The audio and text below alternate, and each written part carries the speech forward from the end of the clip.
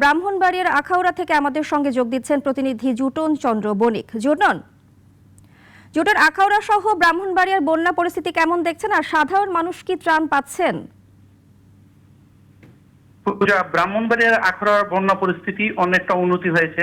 24 ঘন্টার ব্যবধানে শুক্রবার দুপুর নাগাদ থেকেই 1.5 ফুট থেকে 2 ফুট পানি কমে গেছে। অনেক আশ্রয় কেন্দ্র থেকে অনেকেই বাড়ি ফিরতে শুরু করেছেন। 2-1 দিনের মধ্যে পরিস্থিতি স্বাভাবিক হওয়ার আশা প্রকাশ করছেন প্রশাসন। এদিকে পানি কমলেও রাতের পানির তুরে আখাউড়া কসবা সড়কের দেবগ্রাম ও নয়াদিল এলাকার একটি সেতু ধসে যায়। এই অবস্থায় বৃহস্পতিবার রাত থেকে আখাউড়ার সঙ্গে কসবা উপজেলার যোগাযোগ বন্ধ হয়ে যায়। এছাড়া পৌর এলাকার দেবগ্রামের নতুন নির্মাণ হওয়া আরেকটি সেতুর পাশ থেকে মাটি সরে গেছে। দ্রুত পানি না কমলে ঝুঁকির মধ্যে পড়ে যাবে।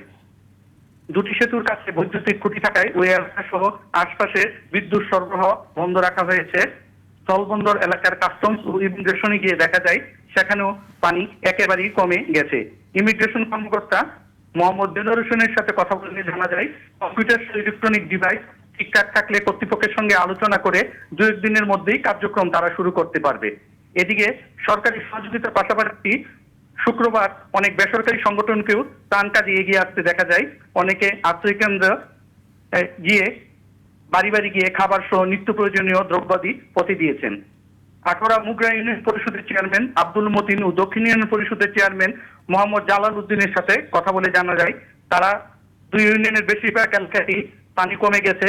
এখন আর কেউ আটকে থাকার মতো অবস্থায় নেই। পর্যাপ্ত ত্রাণ সুবিধা পাওয়া যাচ্ছে বলে তারা জানিয়েছেন।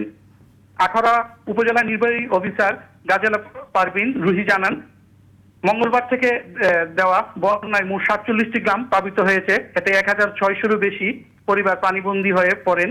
তবে বৃহস্পতিবার রাত থেকেই পানি নামতে শুরু করেছেন বলে তিনি জানিয়েছেন। শুক্রবার সকাল থেকে বিভিন্ন এলাকায় ঘুরে তিনি পানি কমে যাওয়ার বিষয়টি আমাদেরকে নিশ্চিত করেছেন।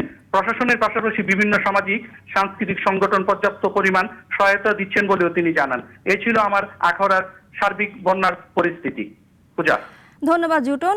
আখাউড়া থেকে বলছিলেন জুটন চন্দ্র বণিক।